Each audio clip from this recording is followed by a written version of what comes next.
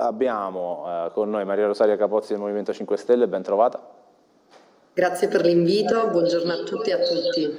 E abbiamo qui in studio con noi Edi Morandini, Federica Presidente. Buongiorno a tutti.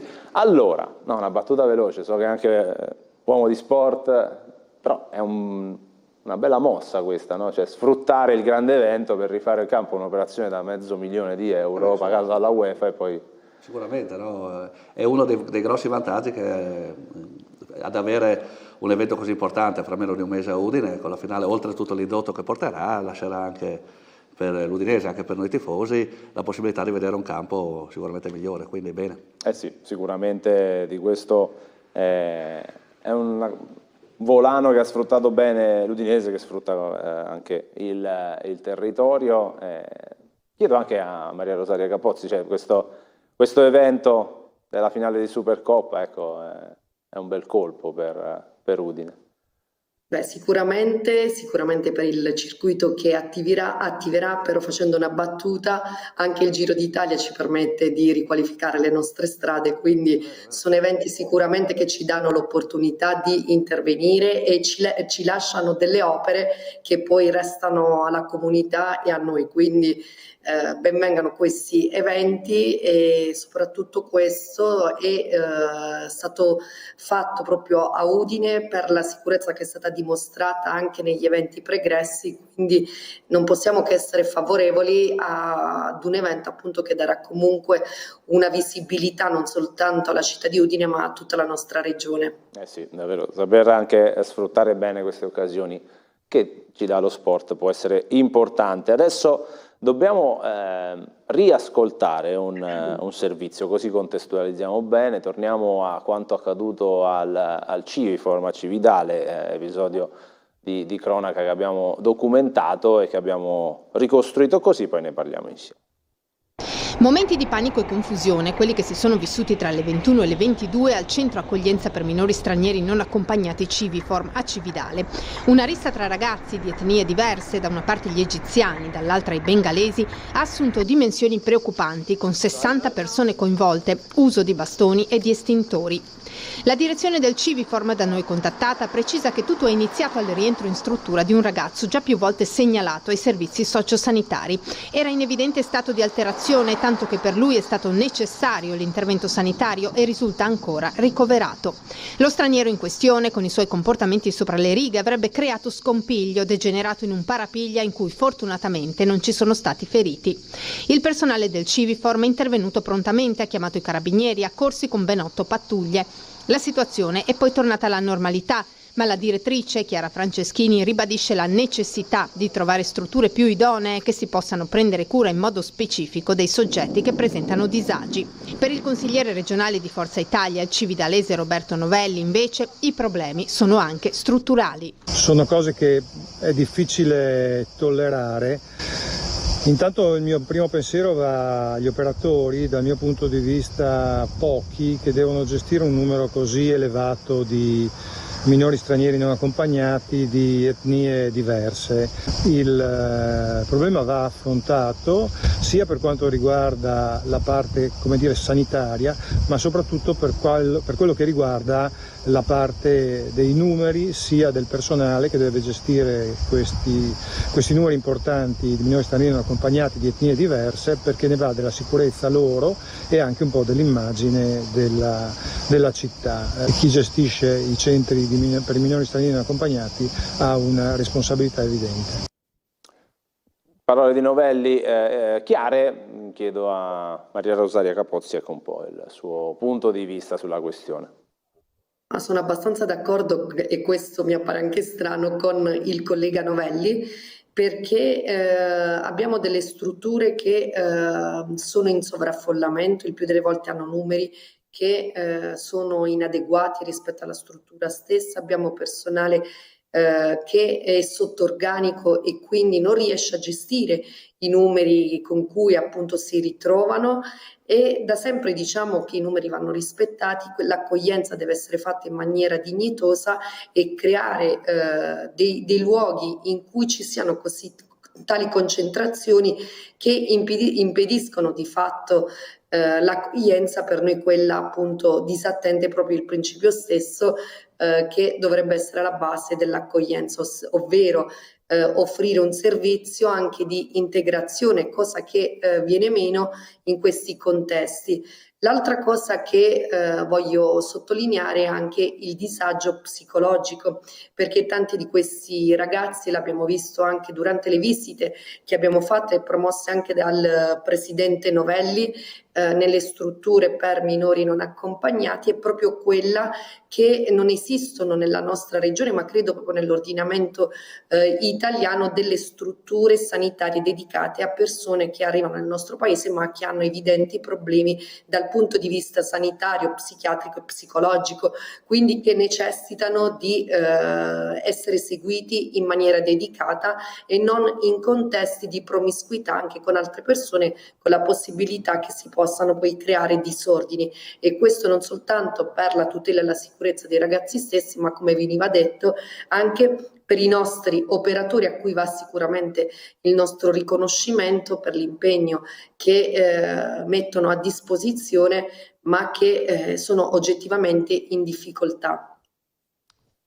Tra l'altro leggevo sul Messaggero, ha parlato anche Miani che chiede maggiore sorveglianza, quello insomma può starci. Come ha detto il collega Novelli, come comunque ha confermato anche la collega Capozzi, chiaramente c'è un problema ed è un problema evidente, è un problema,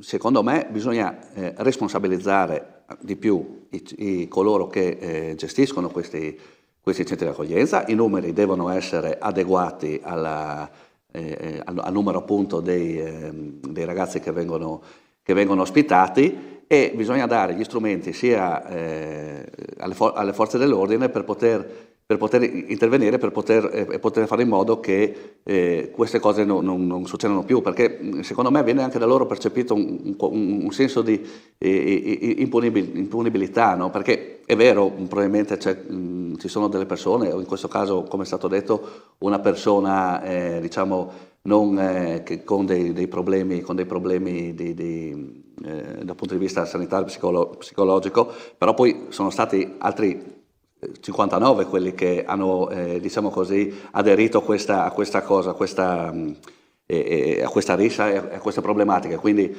significa che probabilmente viene anche percepito un senso di impunità da parte di questi ragazzi, e non va bene. Bisogna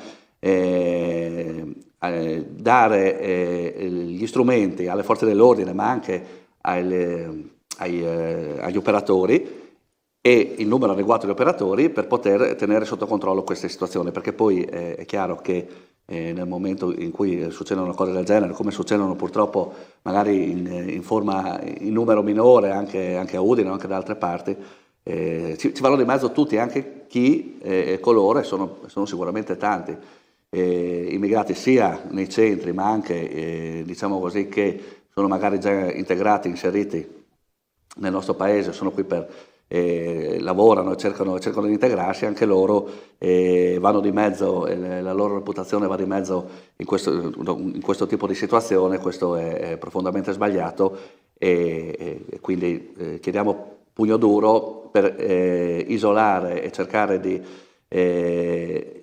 isolare chi crea questi problemi, ed impedire che ci sia anche l'effetto branco, l'effetto emulazione, e impedire appunto situazioni come questa. Sì, insomma, come si diceva dal servizio, anche la direttrice ci ha parlato di un soggetto che magari era stato segnalato più volte, un po' qui il vulnus, il problema, Capozzi? Beh, ovviamente, come dicevo, se ci stanno delle persone che hanno delle problematiche particolari, non possono essere inseriti in contesti di normalità, perché hanno bisogno di cure, di essere seguiti in maniera diversa. Quindi non mi viene strano, ecco, pensare che ci possano essere dei disordini, soprattutto in un contesto di sovraffollamento, dove magari regna anche un malcontento da parte di questi ragazzi per una qualsiasi ragione, si possano scatenare situazioni di disordine, e non ridurrei il tutto a una questione di sicurezza, ma ripeto, serve un servizio organizzato, probabilmente organizzato meglio, dove vengano rispettati i numeri e dove si garantiscano servizi a chi ha delle difficoltà e chi ha dei disturbi, che vanno trattati e seguiti. anche da aggiungere, insomma, bisogna cioè, un salto in avanti deve essere fatto, perché è da troppo tempo che vediamo questo tipo di situazioni. Magari in questo caso è stata più ampia nei numeri, ma questo tipo di situazioni ci sono stati anche, diciamo così, che purtroppo il Friuli Venezia Giulia in questi mesi, in questi anni, è salito più volte anche alla ribalta nazionale per questa problematica, e addirittura ci sono state anche, diciamo così, delle discussioni in consiglio regionale, sono stati degli attacchi perché la Regione Friuli Venezia Giulia ha voluto appunto andare a contingentare il numero di strutture, perché molte volte coloro che sono dentro le nostre strutture arrivano comunque da altre regioni. Penso che la Regione Friuli Venezia Giulia, anche con la rotta balcanica, come numeri stia già facendo ampiamente il suo servizio a livello nazionale, non serva che mandino anche da altre strutture, da altre regioni, e poi magari qua arrivano veramente quelli che hanno qualche problematica in più, altre persone. Ecco, quindi bisogna dare un giro di vite che va fatto, e va fatto il più presto. Tra l'altro, non per generalizzare, però insomma, tra l'altro poi si era definito che fosse uno scontro tra due etnie ben definite.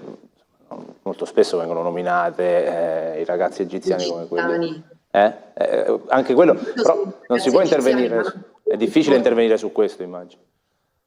No, ma non è una questione di etnia, e adesso la destra che si lamenta appunto di questa situazione, ma io voglio ricordare che è la stessa che al governo da 7 anni e ultimamente anche allineata con il governo nazionale, quindi ha tutti gli strumenti per poter intervenire e per poter risolvere una situazione di cui ne ha fatto un cavallo di battaglia anche nel corso del tempo. Io ricordo che quando Meloni era all'opposizione gridava al blocco navale, cosa che non poteva essere fatta per il diritto internazionale, o ancora lo stesso Federica quando erano altri al governo bussava continuamente perché venisse risolta una situazione che anche loro non sono in grado di risolvere, perché evidentemente complicata e va strutturata a monte, ecco. Ma però diciamo che così a livello regionale, con gli strumenti che in questo caso sono molto ridotti, che può avere l'amministrazione regionale, in questi ultimi anni, interventi ci sono stati. Io penso per esempio questo creò molte polemiche, molti attacchi dall'opposizione nella scorsa legislatura, alle fototrappole che venivano fatte a livello nel confine, appunto qui per la rotta balcanica, a tutti gli aiuti che sono stati fatti alle forze dell'ordine attraverso appunto materiale di sicurezza, quindi telecamere che sono stati dati per cercare di risolvere e di diminuire il problema. Poi su altri tipi di interventi, in questo caso la Regione poco può fare, perché insomma la competenza in questo caso è nazionale, quindi infatti ecco perché dicevo, c'è un allineamento in questo momento c'è vostro, avete tutti gli strumenti per poter intervenire, e quindi comprendo poco quando qualcuno di voi si lamenta. Ma insomma, gli strumenti che si sta cercando, che anche il governo nazionale sta cercando di mettere in campo, vengono innanzitutto molte volte con diciamo così, operazioni più politiche che tecniche, ostacolati anche da tutto quello che riguarda la magistratura. Ci sono delle operazioni che si cerca di fare. È chiaro che comunque il problema va risolto, un problema che non è nato ieri, non è nato l'altro ieri, ma viene da un bel po' di tempo. Sicuramente la Regione Friuli Venezia Giulia tutte le risorse, tutto quello che poteva fare l'ha fatto, e sono convinto che tutto quello che potrà ancora fare lo farà. Vediamo cosa ne pensano da casa. Dovremmo andare in pubblicità, ma ci prendiamo qualche minuto, ci capiranno. Buongiorno, con chi parliamo? Buongiorno. Buongiorno. Io mi chiamo Sandro Mauro. Prego. Allora, Io mi avevo già scritto un anno fa una lettera definendo questa giunta incapace e incompetente. Ora le cose sono peggiorate ulteriormente. Quando si esce di casa per andare da un posto A a un posto B, non si sa mai che strada si dovrà fare e quanto tempo ci si impiegherà, anche per via dei semafori che hanno dei tempi biblici. Piazza Primo Maggio e poi il Monopoly Board della Giunta si divertono a cambiare la viabilità ed a organizzare eventi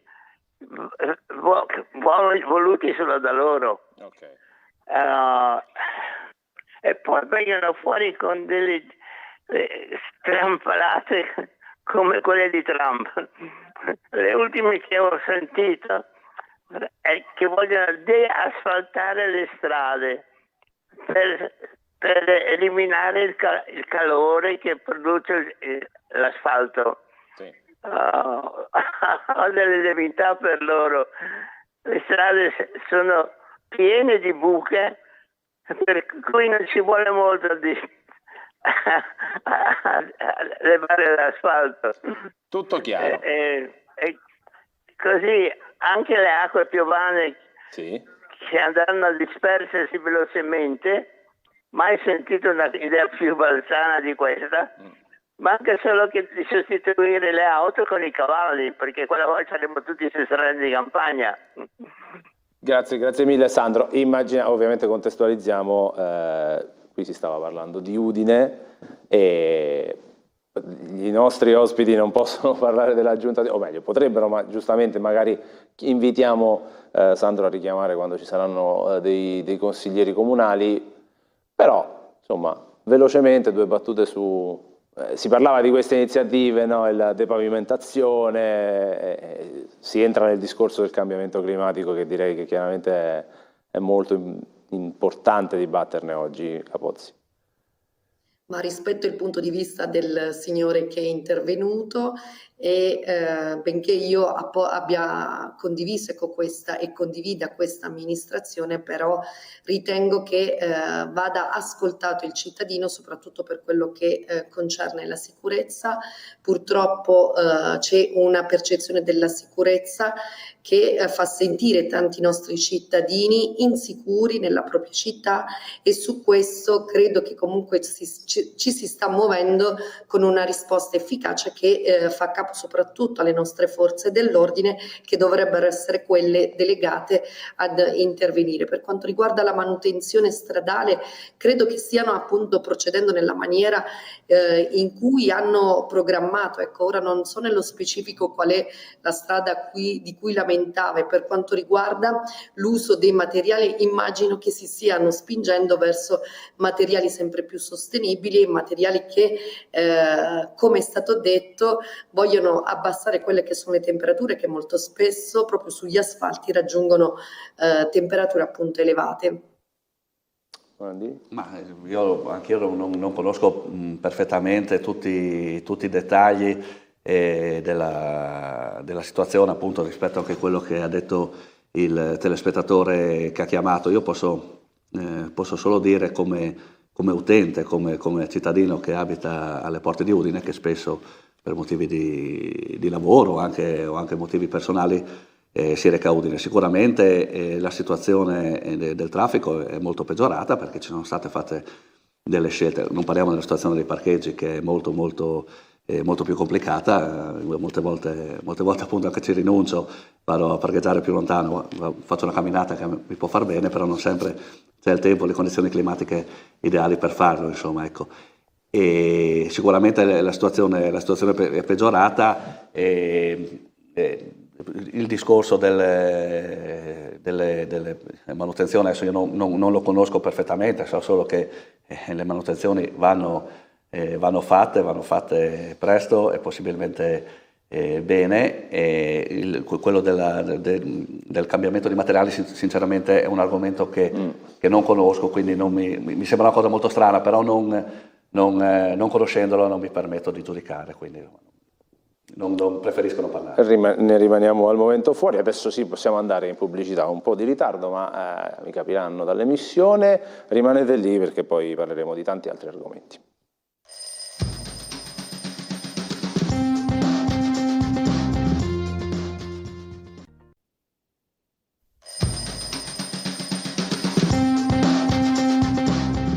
Eccoci tornati in diretta per variare l'argomento, insomma, di quello di cui stavamo parlando, e mi sposto invece sul Gazzettino per parlare di una questione che riguarda l'assessore Roberti e questo aumento degli stipendi del comparto unico che è saltato e diciamo che la reazione c'è stato venerdì, se non erro, un botta e risposta abbastanza duro, uno scaricabarile, ecco, di chi fosse la colpa. CGIL diceva di Roberti e Roberti viceversa, e alla fine ne rimangono al palo i lavoratori, però continua a farsi sentire la versione, o meglio la voce di FP-CGIL, Orietta Olivo, che dice che comunque il dietrofront lo ha fatto Roberti, noi siamo sempre pronti al dialogo. Tra l'altro si parla non di un contratto già pronto, ma di una bozza di.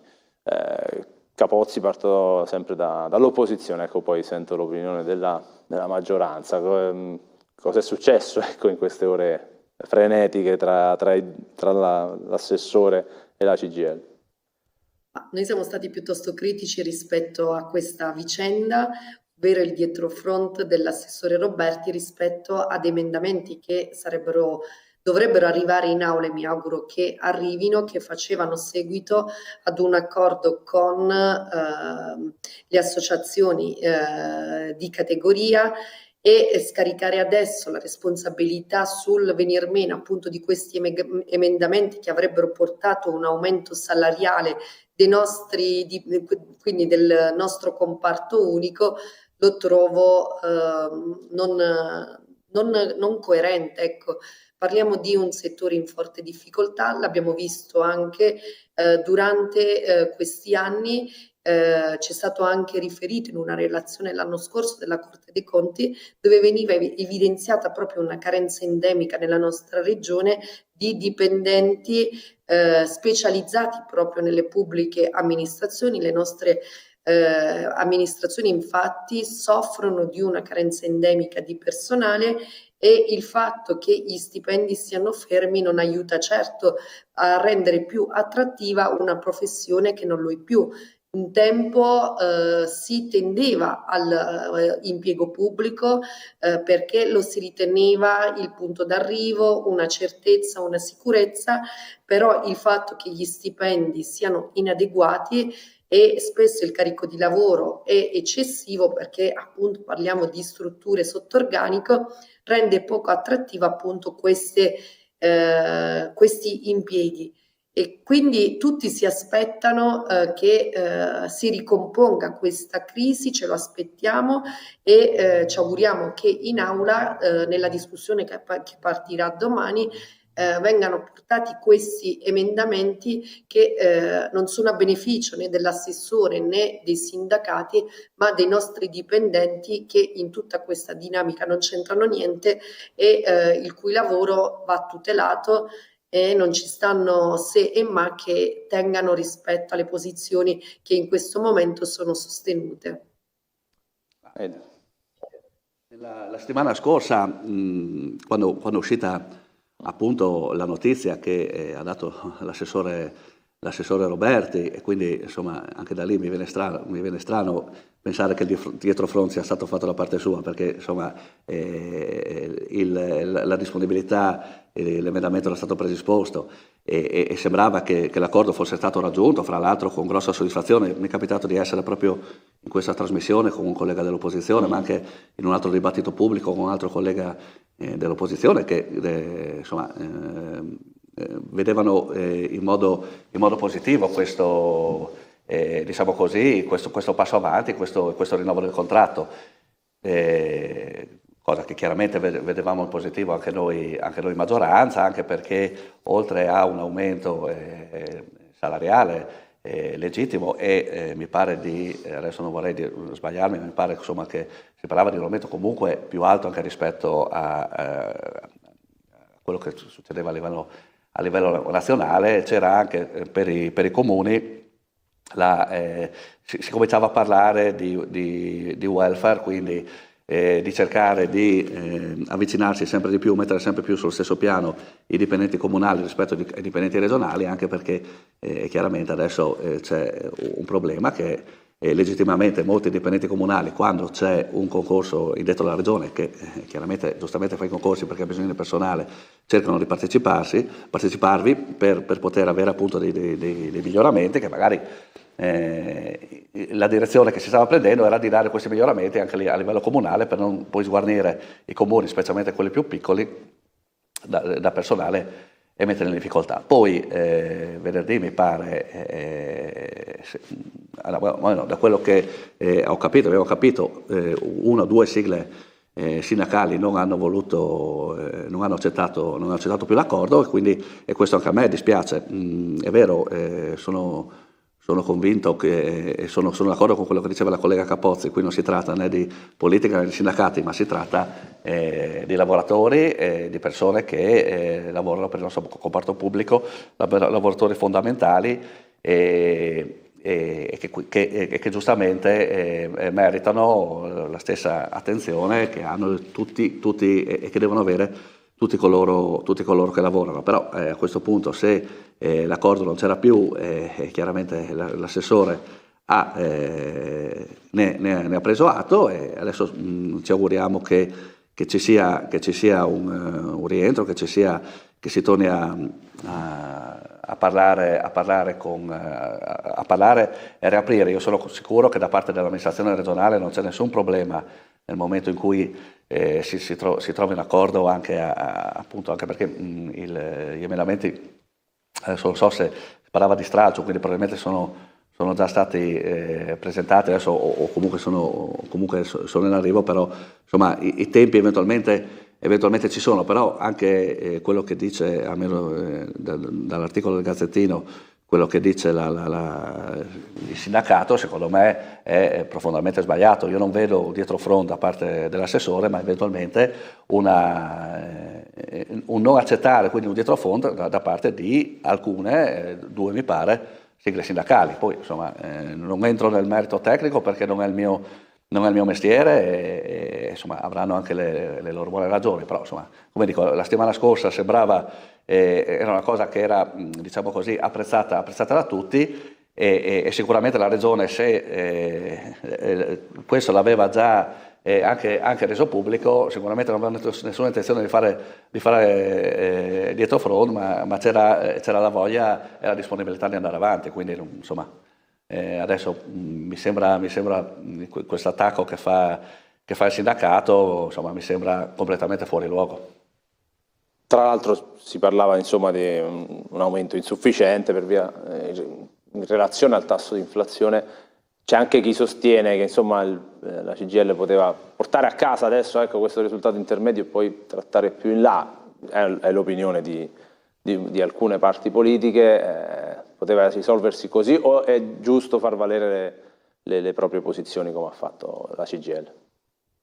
Ma sicuramente si può fare sempre meglio. Ripeto, è un settore che è in forte difficoltà da tempo, e se lo si può rendere attrattivo aumentando le posizioni salariali dei dipendenti, per noi ben venga, però credo ci sia anche rispetto di un tetto massimo che comunque non consente di andare oltre una certa percentuale. Ora non so se rispetto a questo si poteva fare di più o di meno, perché non ho letto, quindi non ho ancora gli emendamenti e non so qual è stata la trattativa nello specifico, però si deve sicuramente ricomporre questa diatriba, perché a pagarne appunto sono i nostri dipendenti, e prescindono tanto dall'assessore e tanto dai sindacati.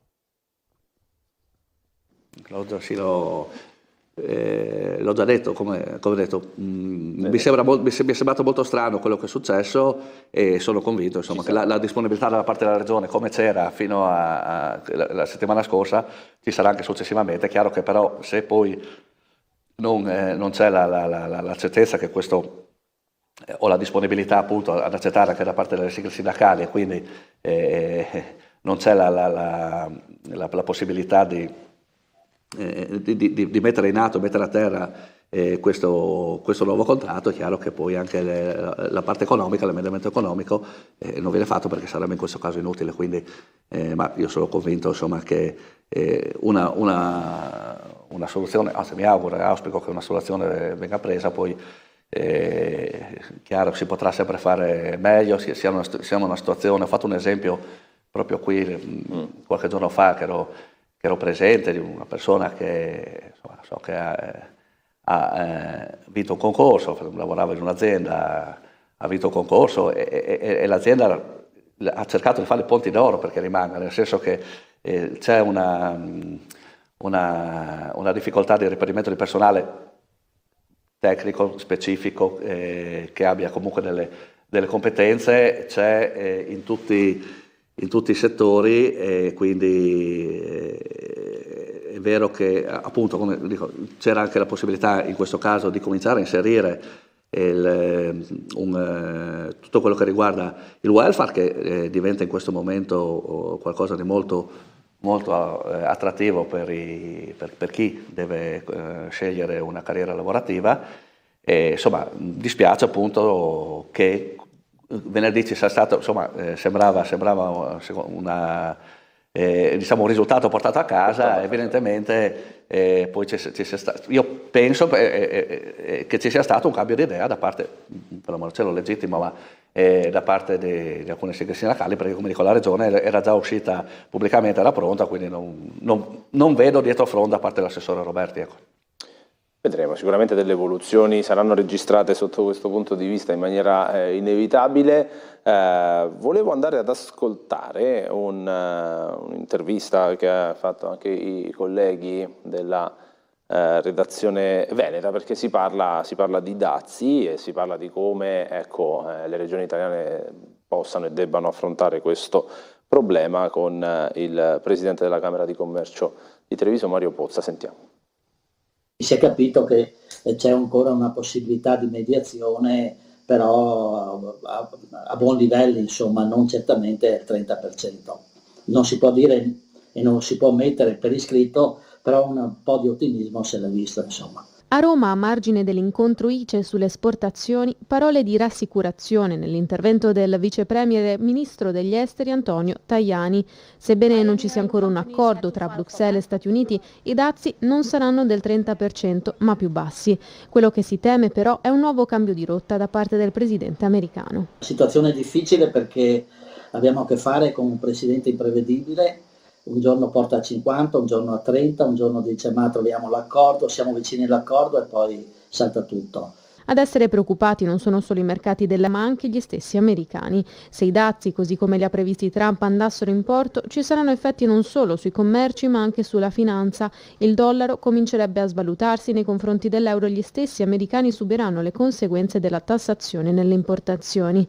Le Camere di Commercio americane stanno infatti cercando di dialogare con il presidente Trump, esprimendo la loro preoccupazione e figurando scenari peggiori anche per il commercio americano qualora si tirasse troppo la corda. Da Treviso, intanto, il presidente della Camera di Commercio rassicura. Non dobbiamo fasciarci la testa, gli Stati Uniti sono un buon mercato, però non abbiamo solo gli Stati Uniti, abbiamo però un prodotto che si chiama Made in Italy, che ha un suo valore. Abbiamo fatto un'indagine come Camere di Commercio italiane all'estero, ma anche come Union Camere, che il valore che il Made in Italy porta in più rispetto a altri prodotti è pari a 60 miliardi. Quindi davanti a noi c'è una opportunità, dico, di affrontare nuovi mercati, ma non abbandonando certamente gli Stati Uniti.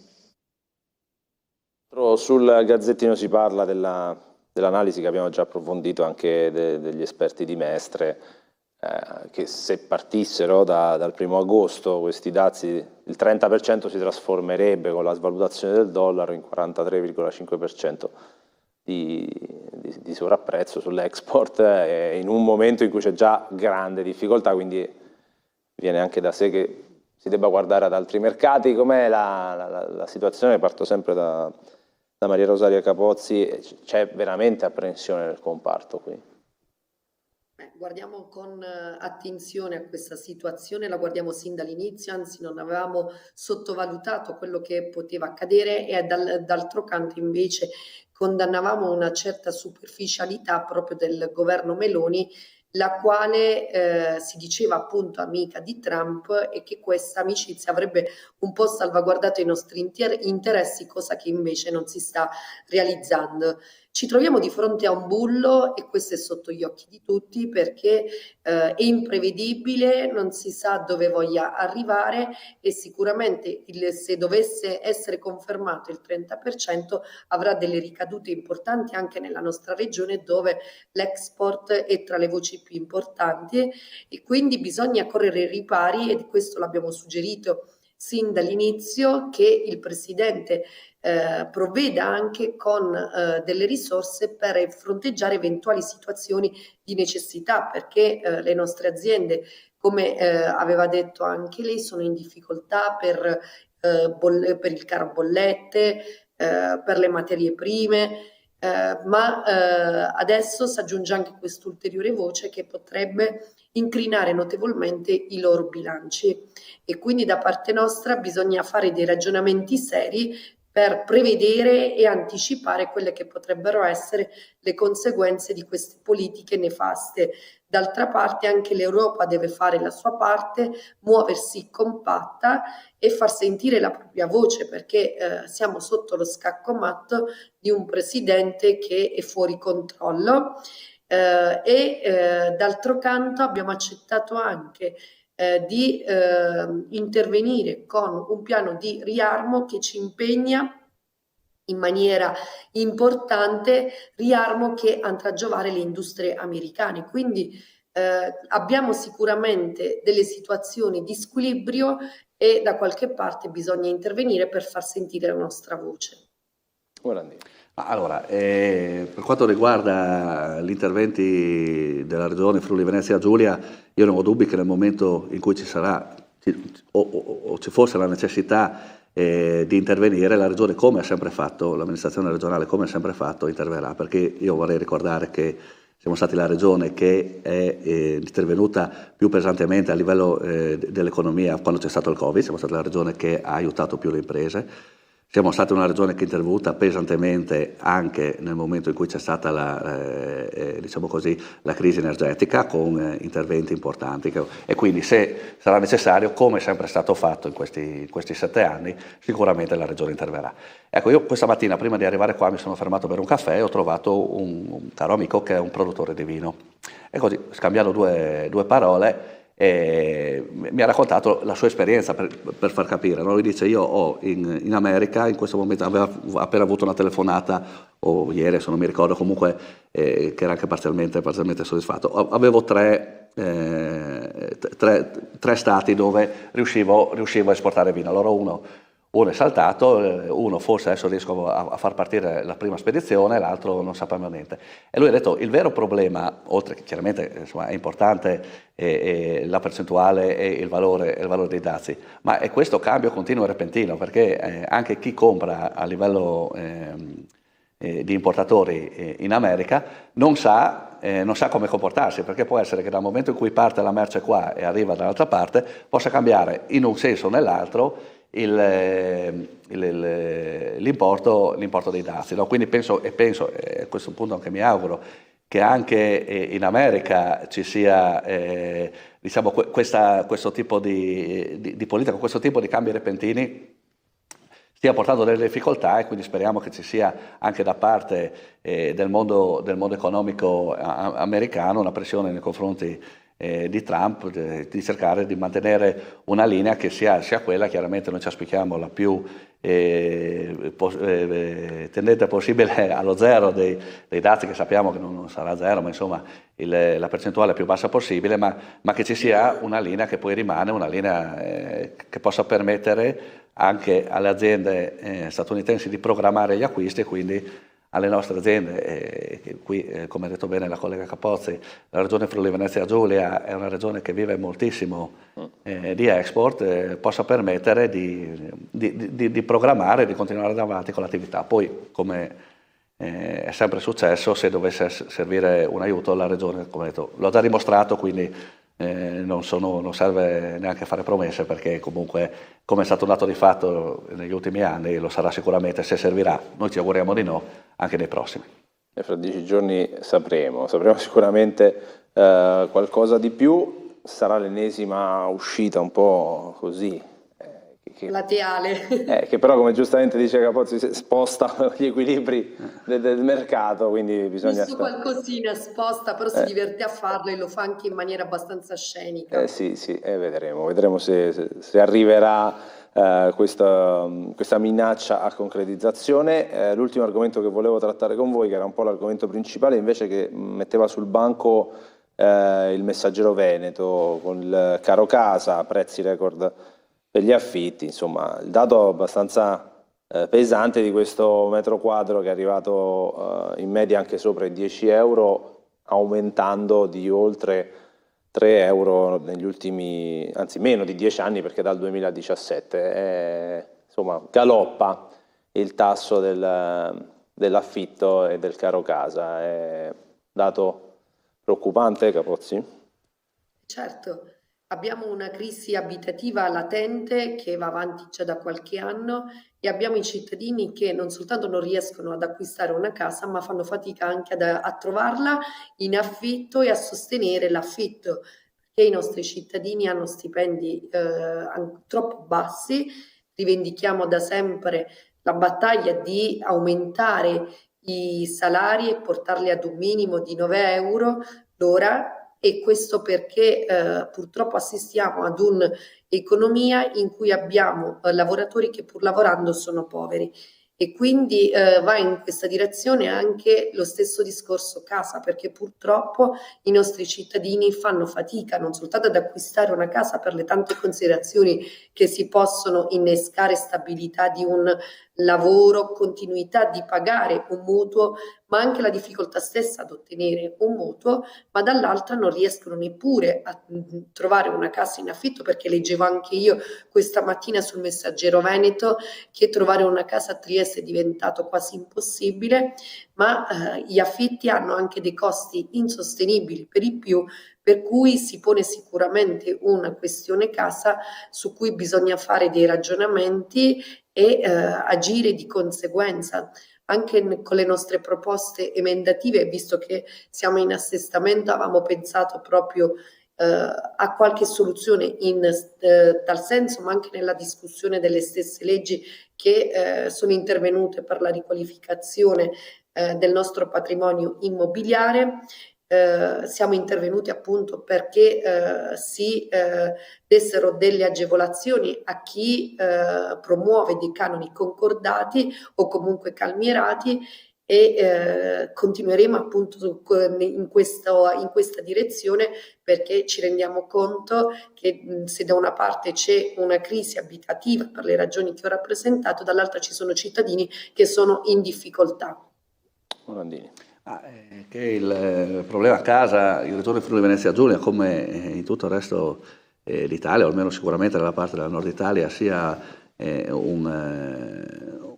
una vera e propria, un vero e proprio dramma è sotto gli occhi di tutti, insomma. Ma ne abbiamo parlato proprio anche la scorsa settimana nella quarta commissione, mentre discutevamo il regolamento per appunto il recupero del patrimonio edilizio, dove diciamo si è puntato molto a contribuire a chi poi darà a canone concordato gli immobili che sono ristrutturati in affitto.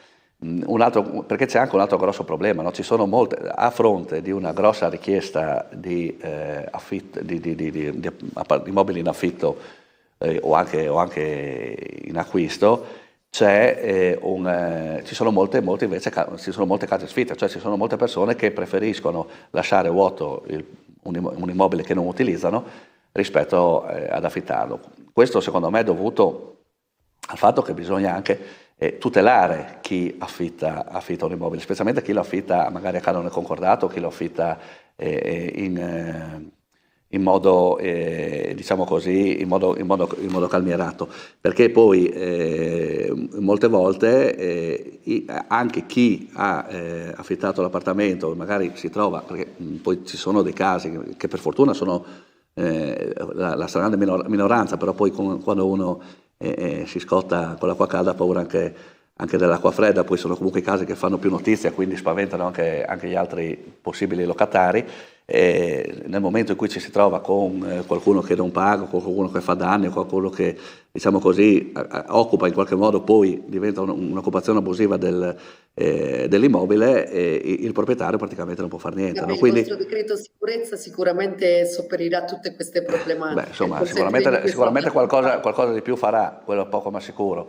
E quindi bisogna cercare anche lì, bisogna cercare appunto col decreto sicurezza in qualche modo qualche passo avanti è stato fatto, ma bisogna dare diciamo così la possibilità a chi anche a chi affitta di poter vedere comunque tutelato quello che è il suo bene, il suo patrimonio e i suoi diritti. Detto questo, la Regione Friuli Venezia Giulia anche sulle politiche per l'acquisto dell'abitazione prima casa, i grossi investimenti che sta facendo con l'ATER, ogni finanziaria, ogni bilancio, vengono stanziate moltissime risorse a favore degli ATER appunto per recuperare ulteriori e per diciamo così mettere a disposizione dell'utenza ulteriori posti abitativi, ulteriori case. E lì la Regione è molto attenta, comunque la dimostrazione è che una delle principali diciamo così, finalità per i quali si può avere un contributo per la ristrutturazione per il recupero di immobili inutilizzati è quella appunto di poi metterli almeno per 5 anni a canone concordato in affitto. Abbiamo un'altra telefonata. Buongiorno, con chi parliamo? Sì, buongiorno, buon lunedì, sono Adriana. Buongiorno. Allora, caro affitti, caro acquisto delle case, non è detto che dopo averla acquistata non ci sono ancora spese, perché sono le tasse da pagare, sono una cosa che abbiamo già pagato acquistandola. Quindi noi, cittadini regolari, abbiamo doveri, solo doveri, diritti io dico niente, ecco, neanche il fatto di dire la nostra perché ne veniamo zittiti. Allora la politica parla tanto, ma cosa fa per dare la sicurezza che uno se affitta la casa non viene poi occupata da persone che non pagheranno più l'affitto oppure che rovineranno, non c'è nulla. Si occupa abusivamente, non li mandano fuori, vediamo quello che succede, non guardiamo solo il nostro Friuli, guardiamo un po' anche fuori, però la politica continua a fare il missionario, nel senso che cerca di dare assistenza, magari la casa bella, piuttosto che a tutte queste persone che arrivano, non sappiamo chi sono, io guardate batto lì perché è una cosa vergognosa quello che succede da noi friulani, lavoratori e anche risparmiatori, pensare per il domani, no? Invece noi qui diamo tanti soldi per mantenere, che poi abbiamo visto a Cividale cosa succede per questi ragazzi che non hanno nulla a che fare, nel senso che non si integrano, ragazzi, dai, è come io friulana andassi a vivere, non so, in Pakistan e dovrei integrarmi in Pakistan, ma io non ci vado in Pakistan, non so che cacchio vengono a fare qua questi ragazzi. E voi che siete là in regione pagati da Dio, da noi, non da loro, perché loro sono già un costo per noi. Fatta la telefonata, ma il concetto sembrava chiaro. Tra l'altro siamo tornati con un cerchio a quello che era l'argomento principale. Capozzi sulla telefonata. Credo che abbiamo perso anche il collegamento. È stato un blackout generale. Quindi, insomma, sul fatto l'avevo detto prima, no? Che ci sia appunto ci siano molte case, molti appartamenti sfitti, è perché non c'è nemmeno tutela per chi affitta, no? E questo chiaramente va a far diminuire l'offerta sul mercato, e quando diminuisce l'offerta e aumenta la domanda, chiaramente aumentano i prezzi. Quindi sì, anche lì sarebbe da trovare, chiaro che questa è più una competenza a livello nazionale, sarebbe da trovare una o alcune soluzioni per poter appunto tutelare anche chi affitta, chi mette a disposizione un proprio bene perché venga utilizzato dall'altro, però che deve essere utilizzato a certe condizioni e con appunto con il pagamento regolare degli affitti, no? Per quello che il passaggio fatto prima anche su Cividale, anche prima ho detto anch'io che purtroppo certi tipi di certe cose che succedono, come quello che è successo a Cividale, come quello che vediamo spesso, ma lo vediamo sì anche a livello televisivo, ma lo vediamo anche girando per le strade, no? Questa diciamo così, forma che viene percepita come un'impunità da parte di alcuni che fanno questo tipo di atteggiamenti, va a rovinare la reputazione, ma quindi anche il modo di vivere di coloro che invece, e ce ne sono tanti, vengono nella nostra regione per integrarsi, per lavorare, anche perché noi di quelli ne abbiamo anche necessità. Però è chiaro che ci vuole, come ho detto prima, un salto di qualità sia da parte di chi diciamo gestisce questi, in questo caso minori non accompagnati, che deve avere gli strumenti e anche però la responsabilità di isolare chi fa danni, chi fa risse, chi spaccia, chi non è venuto qui per integrarsi, per lavorare, per imparare un mestiere e per vivere nella nostra comunità. Sì, abbiamo ritrovato Maria Rosaria Capozzi, non so quanto della telefonata ha sentito, però ha avuto questo merito, diciamo così, di riagganciarci all'argomento principale, passando dal caro casa appunto all'accoglienza. Non so, una chiosa finale la lasciamo a Maria Rosaria Capozzi. Grazie, anzi scusatemi, c'è qualche problema di linea. La chiamata l'ho ascoltata per intero e mi sento di rispondere che alla signora che è intervenuta, che la politica sicuramente deve ascoltare le necessità che arrivano dai cittadini e dal territorio e portare le loro istanze in consiglio. Per quanto riguarda la sicurezza rispetto agli affitti, esistono già delle norme che tutelano chi affitta un immobile, ci sono degli istituti come lo sfratto e adesso sono intervenute anche con un DDL sicurezza che noi riteniamo discutibile sotto tanti aspetti. Ci sono anche norme condivisibili che vanno sicuramente a tutelare chi affitta un immobile dalle cosiddette occupazioni abusive, quindi non vedo dove ci siano appunto queste resistenze, non ce ne devono essere perché siamo in uno stato di diritto e deve essere così, quindi non sono ammessi comportamenti che non rispettino la proprietà altrui.